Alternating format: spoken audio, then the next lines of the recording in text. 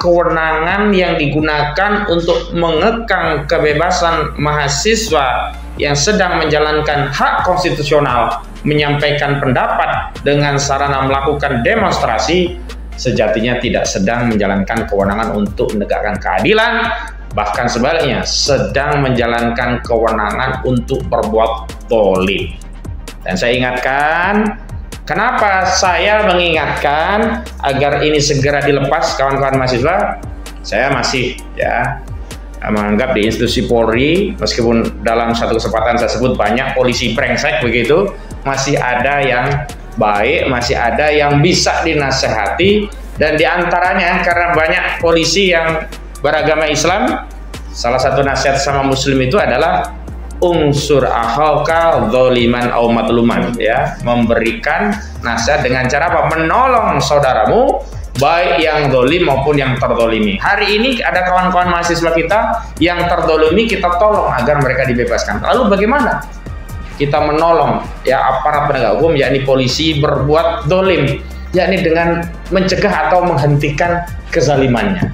Karena itu kepada bapak-bapak polisi, cara untuk menghentikan kezaliman itu adalah dengan segera melepaskan kawan-kawan mahasiswa ini. Tidak perlulah ditambah kewenangan, tambah 40 hari lagi menurut KUHP walaupun itu dimungkinkan. Kenapa? Karena esensi kewenangan yang diberikan oleh undang-undang dalam KUHP itu adalah dalam rangka untuk menegakkan keadilan, bukan dalam rangka berbuat zalim.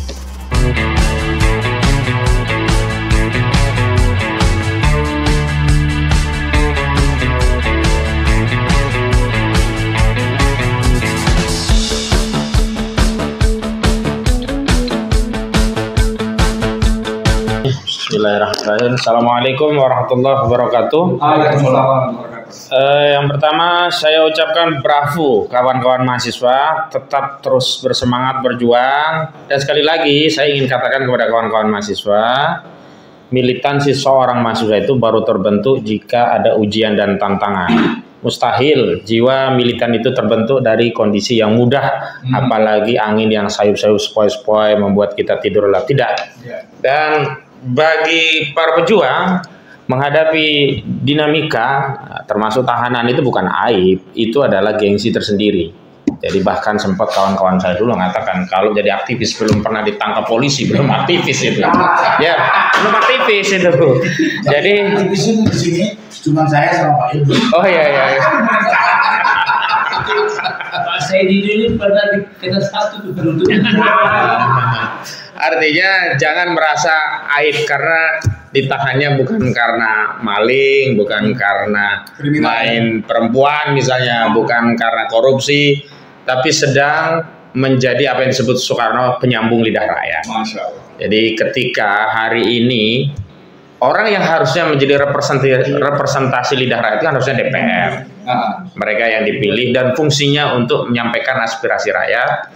Ketika fungsi parlemen itu hari ini dalam tanda petik bungkam begitu, justru kawan-kawan mahasiswa ini terus menyuarakan kebenaran. Dan kita semua mengharapkan fungsi sejati mahasiswa sebagai parlemen jalanan ini harus terus dilestarikan begitu. Sebab kalau tidak ada mahasiswa bersuara, sulit bagi kita untuk mengontrol kekuasaan. Walaupun teorinya sistem pemerintahan kita itu kan sifatnya sistem pemerintahan yang diharapkan ada balancing ketika ada pemisahan kekuasaan dari eksekutif, legislatif, dan yudikatif. Faktanya hari ini eksekutif, legislatif, yudikatif justru menjalankan misi kekuasaan yang justru zalim kepada rakyat. Dan hari ini memang saya bahagia kembali karena apa yang disuarakan oleh kawan-kawan mahasiswa itu juga sebenarnya apa yang kita suarakan juga, Bang Edi, termasuk perlawanan terhadap oligarki Pantai Indah Kapuk II, Aguan dan Antoni Salim, juga mengamplifikasi apa yang menjadi aspirasi purnawirawan Tentara Nasional Indonesia, yang sejatinya apa yang disampaikan oleh purnawirawan itu juga bukan suara purnawirawan, tapi juga merepresentasikan suara masyarakat, karena kan itu digali dari aspirasi masyarakat. Dan memang ada poin-poin krusial yang ini menjadi catatan kita bersama. Yang pertama soal Gibran Raka Buming Raka, kita semua tahulah sangat dipaksakan seorang Gibran menjadi orang nomor 2 yang ini menjadi etalase nasional kita sebagai orang yang harusnya bisa menjadi teladan begitu. Kita tahu punya sejarah panjang sejak era Soekarno sampai hari ini. Baru hari ini kita mendapatkan sosok wapres yang proses pencalonan saja penuh kontroversi, sampai secara material memang boleh kita katakan kecakapan dia sebagai seorang pemimpin, apalagi level nomor 2 di Republik ini, tentu bukan hanya dipertanyakan, bahkan dipersoalkan. Dan saya kira wajar dan sangat rasional, bahkan konstitusional ketika ada aspirasi dari 8 poin tuntutan Purnawirawan TNI itu adalah salah satunya agar ada evaluasi terhadap posisi dari saudara Gibran Rakabuming Raka begitu. Nah, saya akan memview dua hal ini. Yang pertama aspirasi Purnawirawan TNI, dan yang kedua terkait dengan kezaliman Pantai Indah Kapuk II begitu. Nah, terkait proses dan prosedur tadi, saya juga ingin ingatkan kepada institusi kepolisian bahwa undang-undang itu memberikan wewenang itu dalam rangka untuk menegakkan keadilan, bukan memberikan wewenang kepada aparat penegak hukum untuk bertindak sewenang-wenang. Misalnya diantaranya adalah kewenangan untuk melakukan penahanan 20 hari dan bisa ditambah 40 hari begitu. Jadi hemat saya, jangan mempertambah kewenangan untuk menahan tanpa dasar yang jelas, dan bahkan demi keadilan semestinya hari ini seluruh mahasiswa yang menjalankan kemerdekaan, berserikat, berkumpul, dan menyampaikan pendapat yang sudah dijamin oleh konstitusi ketentuan pasal 28 Undang-Undang Dasar 1945 ya harus segera dan serta-merta dibebaskan. Kenapa? Karena kewenangan yang digunakan untuk mengekang kebebasan mahasiswa yang sedang menjalankan hak konstitusional menyampaikan pendapat dengan sarana melakukan demonstrasi sejatinya tidak sedang menjalankan kewenangan untuk menegakkan keadilan, bahkan sebaliknya sedang menjalankan kewenangan untuk berbuat zalim. Dan saya ingatkan, kenapa saya mengingatkan agar ini segera dilepas kawan-kawan mahasiswa? Saya masih menganggap di institusi Polri, meskipun dalam satu kesempatan saya sebut banyak polisi brengsek begitu, masih ada yang baik, masih ada yang bisa dinasehati, dan diantaranya karena banyak polisi yang beragama Islam, salah satu nasihat sama muslim itu adalah unsur akhaka dzaliman au matluman, ya, memberikan nasihat dengan cara apa? Menolong saudaramu, baik yang zalim maupun yang terzalimi. Hari ini ada kawan-kawan mahasiswa kita yang terzalimi, kita tolong agar mereka dibebaskan. Lalu bagaimana kita menolong ya aparat penegak hukum, yakni polisi, berbuat zalim, yakni dengan mencegah atau menghentikan kezalimannya. Karena itu kepada bapak-bapak polisi, ya, cara untuk menghentikan kezaliman itu adalah dengan segera melepaskan ya kawan-kawan mahasiswa ini. Tidak perlulah ditambah kewenangan, tambah 40 hari lagi menurut KUHAP walaupun itu dimungkinkan. Kenapa? Karena esensi kewenangan yang diberikan oleh undang-undang dalam KUHAP itu adalah dalam rangka untuk menegakkan keadilan, bukan dalam rangka berbuat zalim. Yang kedua, mohon maaf, saya harus menyampaikan bahwa publik akan paham motif dibalik penahanan itu tidak lain justru bisa dipahami sebagai cara polisi untuk melayani kepentingan saudara Joko Widodo. Wah, masuk di barang. Ya, kenapa? Karena kawan-kawan mahasiswa ini memang menyuarakan dukungan kepada Purnawirawan TNI yang salah satu klausulnya ada dua yang paling penting. Yang satu adalah meminta pemakzulan saudara Gibran Rakabuming Raka yang tidak lain adalah anak dari saudara Joko Widodo. Yang kedua adalah membersihkan kabinet dari pengaruh Joko Widodo. Jadi dulu kita masih ingat, bersihkan kabinet dari unsur PKI ya. Kalau Purnawirawan sekarang bersihkan kabinet dari unsur Jokowi begitu. Nah, kita tahu ada sejumlah menteri yang masih merupakan kepanjangan tangan Jokowi. Bahkan terakhir kita tahu ketika Pak Prabowo di luar negeri, justru menteri-menteri ini sowan kepada saudara Joko Widodo. Bahkan polisi sendiri ketika ada satu momen pendidikan perwira di institusi kepolisian, Sespin, justru sowan kepada saudara Joko Widodo. Jadi ini justru mengkonfirmasi bahwa alat negara hari ini sudah berubah menjadi alat kekuasaan, bahkan alat kekuasaan orang yang sudah tidak berkuasa. Karena saudara Joko Widodo secara de facto dan de jure demi hukum harusnya sudah tidak punya kekuasaan, dan tidak ada alasan bagi institusi Polri baik secara de jure maupun de facto untuk tetap melindungi kepentingan, kalau istilahnya Bang Said itu kepentingan keluarga Solo.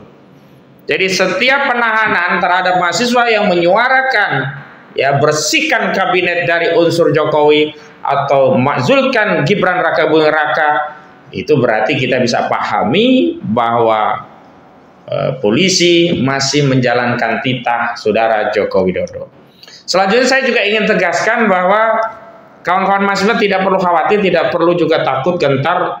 Justru di sini adalah cara terbaik untuk menunjukkan eksistensi ya perjuangan kawan-kawan mahasiswa yang beberapa waktu ini memang sempat ada yang mempertanyakan, kemana kawan-kawan mahasiswa kok nggak hadir, kemana kawan mahasiswa kok nggak bersuara, kemana kawan-kawan mahasiswa kok tidak semilitan 1997, kemana kawan-kawan mahasiswa kok tidak ada lagi yang seperti dulu yang siap ya bukan hanya menyerahkan suaranya, bahkan nyawa pun siap dikorbankan untuk rakyat. Ini adalah waktu yang tepat bagi kawan-kawan mahasiswa untuk menunjukkan jati diri dan eksistensinya, bahwa kawan-kawan mahasiswa hari ini ada dan terus bersama-sama rakyat dan tetap setia menjadi penyambung lidah rakyat. Sehingga kalaupun ya kawan-kawan yang lain masih ada yang belum dikeluarkan, sebagian sudah. Saya kemarin waktu di Polda Metro Jaya, Bang, saya lihat sebagian kawan-kawan Trisakti memang sudah dikeluarkan, tapi sebagian lagi masih ada yang ditahan di bagian Reskrimum ya Polda Metro Jaya, karena kebetulan saya mendampingi Rismon Sianipar kemarin. Jadi sekali lagi tidak boleh tindakan-tindakan represif ini membuat nyali kawan-kawan mahasiswa ciut. Tapi sebaliknya tidak boleh juga tindakan represif ini membuat mahasiswa mencari jalan keselamatan bagi dirinya, misalnya dengan bernegosiasi dengan kekuasaan dan melepaskan idealisme. Karena apa? Sekali lagi, jika itu yang diambil, maka sejatinya mahasiswa tidak saja merusak masa depannya, tapi juga merusak masa depan bangsa Indonesia. Dan terakhir yang paling penting menurut saya adalah bahwa hari ini kita tegaskan bahwa presiden yang berkuasa adalah Prabowo Subianto. Sehingga tidak boleh ada anasir kekuasaan yang menguasai alat negara termasuk institusi kepolisian yang tidak di bawah kendali presiden.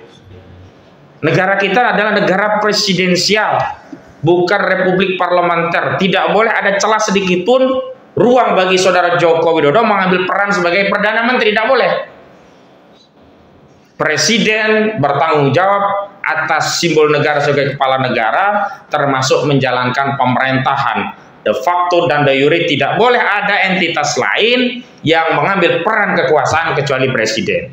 Itu saja yang penting untuk saya sampaikan, dan yang paling penting kepada orang tua mahasiswa, bapak-bapak, ibu orang tua sekalian, jangan juga merasa khawatir dengan putra-putranya. Putra-putra, ibu bapak sekalian itu sedang berjuang. Jadi tidak perlu khawatir ketika perjuangan itu menghadapi represi. Justru kebanggaan bagi bapak ibu sekalian, putra-putranya itu turut memikirkan rakyat, tidak hanya sibuk dengan urusan kuliah, kantin, urusan yang sifatnya melenakan di tengah-tengah kehidupan yang hari ini serba hedonis, serba materialistis, serba permisif. Tapi bapak ibu sekalian bangga, putra-putri bapak ibu sekalian justru hari ini disibukkan dengan perjuangan, yang karena perjuangan itulah kita memiliki bangsa dan negara ini yang dulu ya pernah ya dilakukan oleh para pendahulu kita, dan hari ini kita punya tanggung jawab besar agar negara ini sampai pada generasi selanjutnya. Maka berulang kali saya sampaikan bahwa hakikatnya kita tidak sedang mewarisi bangsa ini dari para pendahulu kita, para founder kita. Tapi sejatinya kita sedang mendapatkan titipan amanah bangsa dan negara ini dari generasi yang akan datang. Maka kita harus jaga bangsa ini, negeri ini agar sampai pada generasi selanjutnya. Demikian, Assalamualaikum warahmatullahi wabarakatuh.